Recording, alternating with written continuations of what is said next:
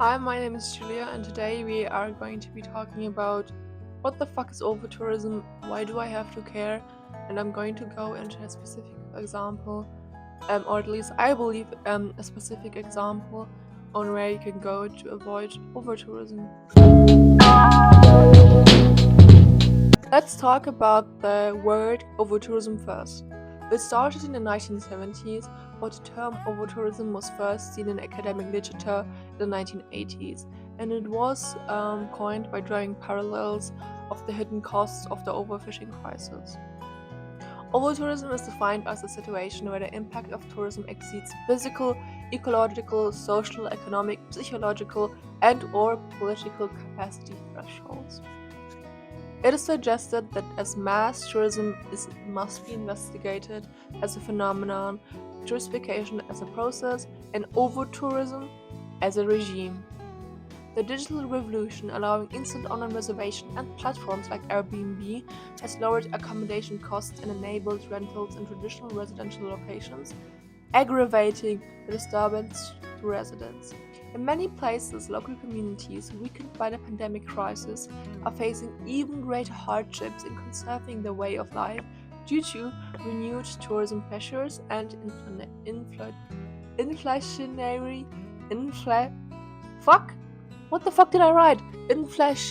processes. Okay, I'm gonna put the word up here because apparently I can't say it. Now let's look at the deeper consequences of overtourism.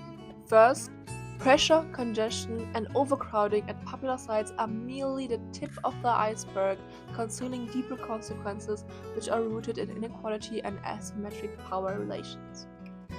First aspect we are going to get into is the housing crisis and gentrification. The conversion of residential homes into short-term rental properties, often called Airbnbization, which is a crazy word, accelerates gentrification, rent inflation, and residential displacement, which affect the most vulnerable groups. Another aspect is loss of local life and commercial specialization. The commercial landscape shifts, reorienting services like, as an example, retail shops to meet visitor demand, leading to the loss of basic necessities for the local population. This is also known as Disneyfication. Economic over-reliance on tourism often results in structurally unstable job markets, characterized by temporary, precarious, low-pay, and vulnerable jobs, which are frequently relying on migrant workers. Another huge aspect, of course, is social unrest.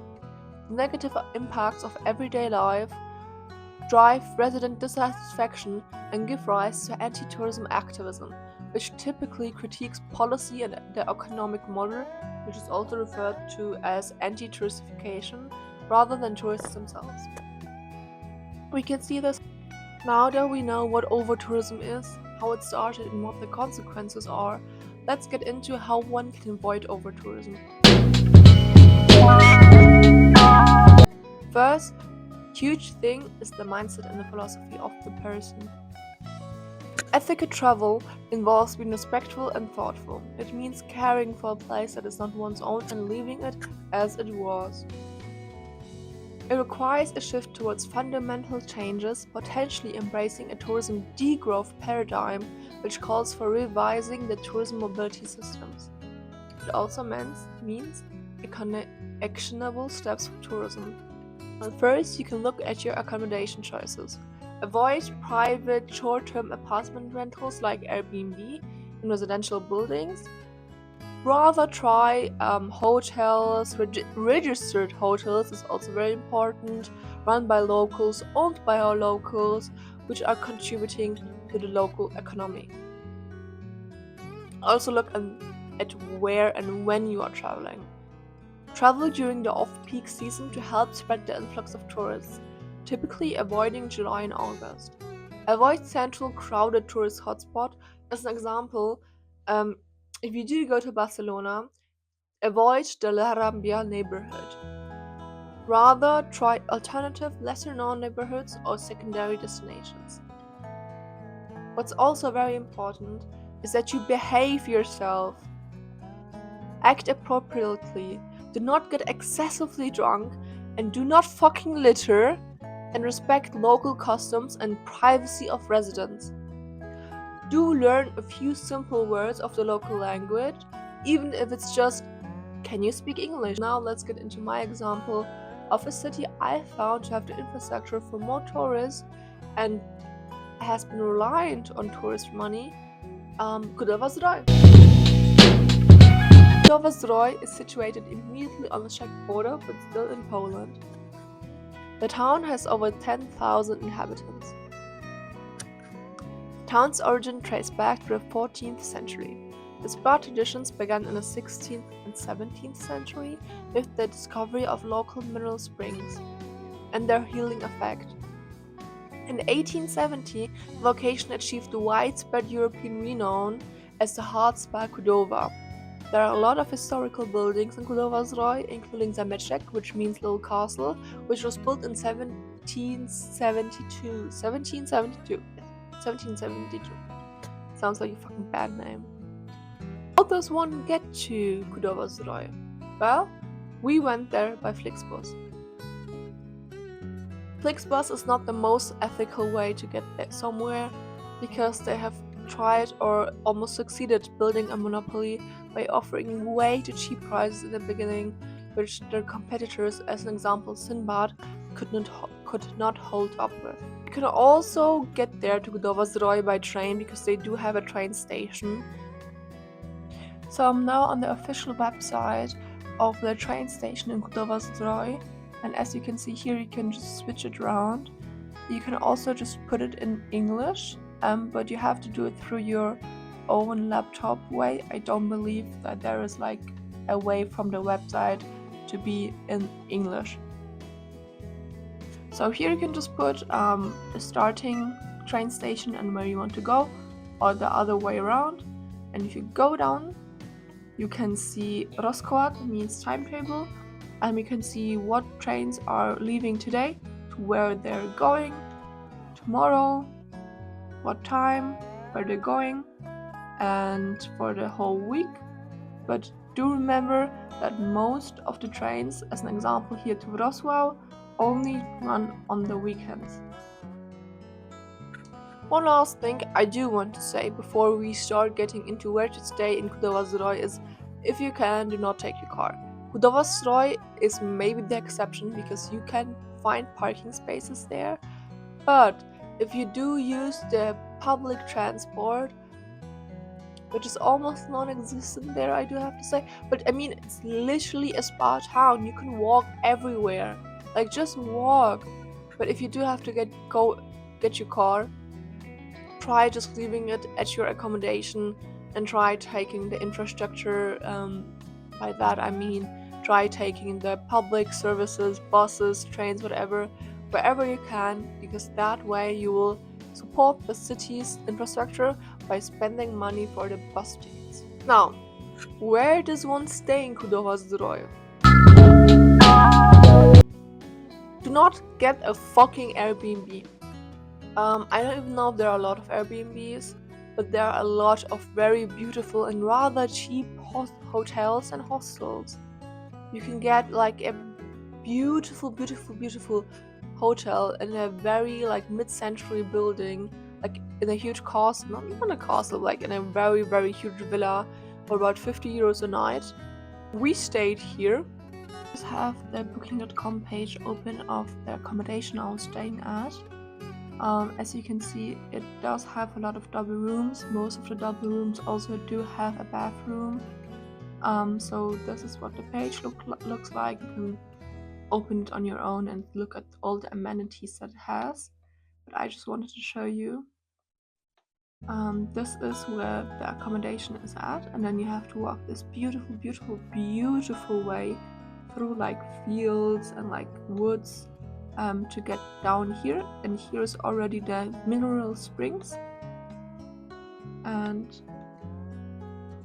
down there is already like the city center. What can one do in Kudowa Zdroj? Well, the reason why I picked this city to go there on vacation is the Stołowe Góry. I'm not sure if Kudowa Zdroj is inside of the national park or with borders on the national park, but there's a huge Polish national park next to it that is home to beautiful landscapes, to animals we don't have in Germany. I saw a lizard once, yes. And the Stołowe Góry, which are rock formations that have been built over not even centuries, it was like longer than that. They have been there longer. You can go to the Stołowe Góry by taking a bus. I couldn't find the timetable for the bus online. So what I did, I just went to the tourist information and they gave me for free, obviously, a little paper on it with all the times when the bus is going to the Stołowe Góry and to Karlo, and when it's leaving from there to go to Kudowa Zdroj. I have to be honest, it's only like a 2-hour walk to get to the Stołowe Góry, so you could do that, but it's about 500 meters of height inflation. So we just took the bus. You can pay by card in the bus, but if you do want to pay in cash, remind yourself that because you're in Poland, you can either pay by zloty, or because we are at the Czech border, you can pay by the Czech currency, which are koruna. I hope I pronounced that right. I'm now just going to show you guys really quickly how to get to the bus station, because we did struggle with that quite a bit, because the bus station doesn't say explicitly that this is the right one. So I am next to the Tourist Information Center. In here, by the way, is one of the bakeries. They're really good, and they even have American ice cream, whatever that is. Okay, and here, you can't see it, but here is the huge park, right? And we are on the main road. So we now just follow the main road, just going straight always. Always following the main road. And then here is the Bar Mleczny, which I will get into in a second. And next to the optometrist is the bus station.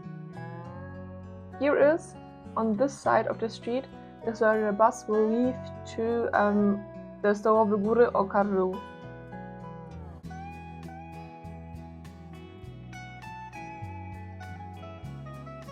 I hope this was helpful. Now, if you do get off the bus, you will see a huge red beautiful sign. That doesn't mean you have reached the Stołowe Góry. You still need to walk, they say, an hour. Me and my partner, we went there, we walked up. It took us 1.5 hours. Do not attempt this hike if you are prone to pain in your kneecaps. If you are if you just don't like hiking, do not do this, because as you can see from the pictures that I'm blending in, it's a treacherous. What is that even a word? It's a very hard hike. It is a very hard hike. It was beautiful. We saw things I have never seen before in my entire life, but it took us a lot of energy to get up there. It was beautiful. I would do it again, but be warned, it's not an hour like the signs say. Now, if you do not like hiking, you can of course just like go on very, very light walks in the woods. That's also possible. Kudowa Zdroj is like in the middle of the smack of the dab of the woods, and there is a lot of like concrete flooring. Kudowa Zdroj is also known for, besides the spas, which I will not get into because I am not a spa person, are the beautiful, beautiful parks. Kudowa Zdroj has a park that is almost 1 kilometer long, I believe even more. It's made of a lot of like seating possibilities. There's like a bench fucking everywhere.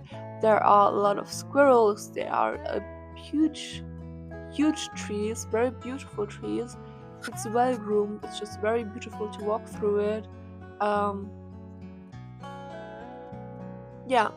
Oh, what I can't forget is, if you do walk through the Kudowa Zdroj park, go until the very end. There is like a huge lake there, and you can buy for 2 zloty, I believe, which are like 50 cents. You can buy duck food, and you can feed the ducks.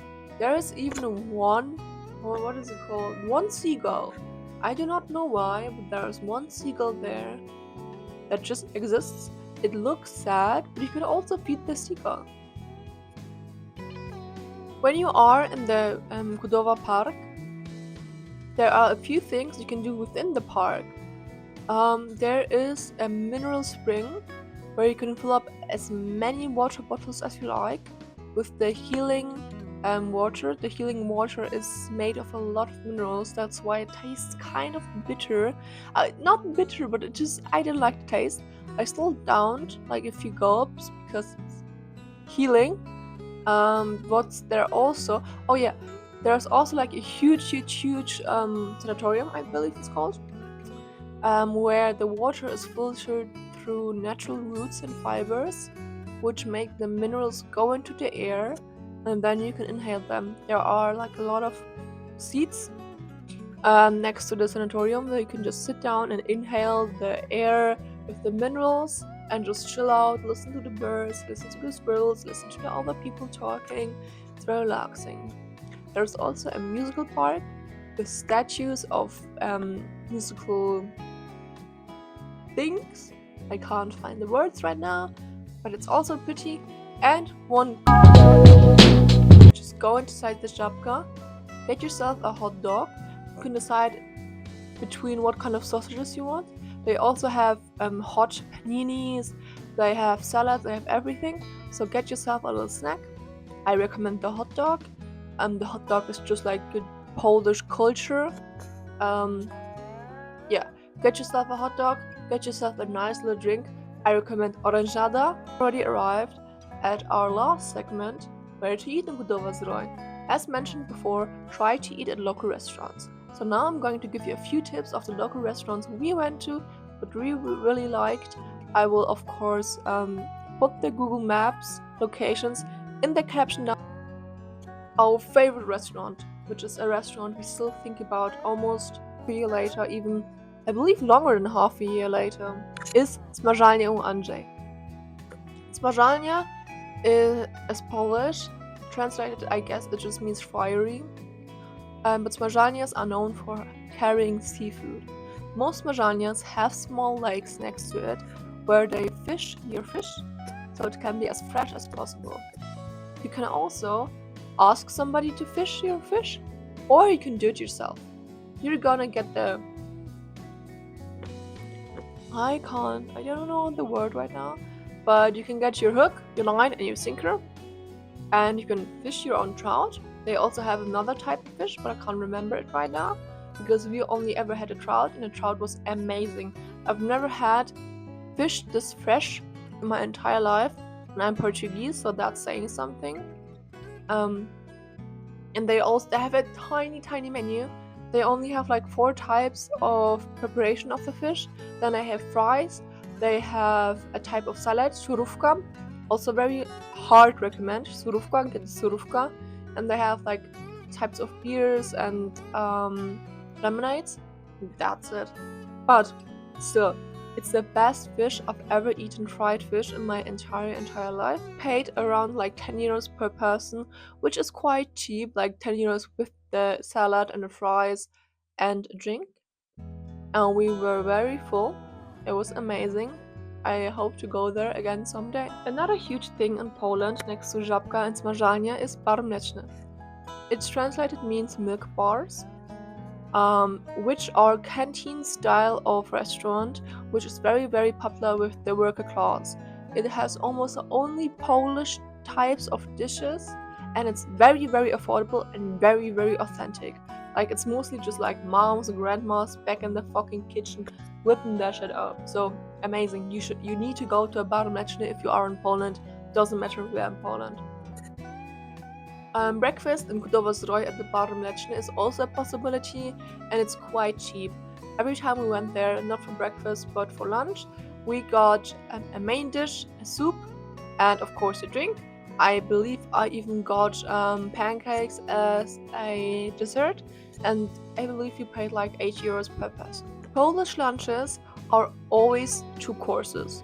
Now, at the bar mleczny you won't be forced to get 2 courses, but if you do want to have the full Polish traditional experience, get a soup, There's żurek, barszcz. I always just go with the classic rasu, which is just like chicken stock. And then you have your plate, which is made of carbs, usually potatoes. Polish people love potatoes. Some type of salad, like Polish coleslaw or cabbage, and then some type of protein. You do have to ask when you're vegetarian, just tell them, hey, you are vegetarian, what options are there for you? I'm not sure if there are any vegan options, so just keep that in mind. One other restaurant we really liked is zapiekaneczki. Zapiekanki, which zapiekaneczki is like a cuter form of zapiekanki, are a type of Polish food that originated in the 80s. It's kind of like a baguette pizza, which always has mushrooms on it, because Polish people love their fucking mushrooms. Zapiekaneczki does offer zapiekanki. They also have pizza, which is really good. Like, I don't know what they put in their dough there, but the dough is amazing. But it's also very good. What my partner also always ate there was macaroni szefa. They do have some types of pasta dishes, in my opinion more than enough, and the best one is pasta from the chef. It's called just from the chef, but it's kind of spicy. It's spicy, it's comforting, it's very good. If I do find a picture, I'm probably going to like put it next to me. Sadly, we did not take any pictures because we are fucking annoying and are like, oh no, how do you run away? Yeah, whatever. Go to a bakery which has not donuts, but like German Berliner it's called. In Polish is pączki. It's like a fried dough with inside it's either marmalade or some other type of cream, and there are like a lot of different types of pączki. You should get that if you want a sweet treat. Thank you so much for listening to me up for like half an hour about what overtourism is, what its consequences is, and then talk about this type of ethical travel, or at least try to show you how ethical you can be while traveling. This is not to say that I've only traveled ethically. I have done many mistakes. I have even been to Rome last September. In fucking September, it was a fucking Jubilee year, and I went to Rome because I'm a dumbass. Leave a comment down below telling me if you ever been to Poland, if you like Kudowa Zdroj, if you like to visit there. What do you think about overtourism? What do you think the solution to overtourism is?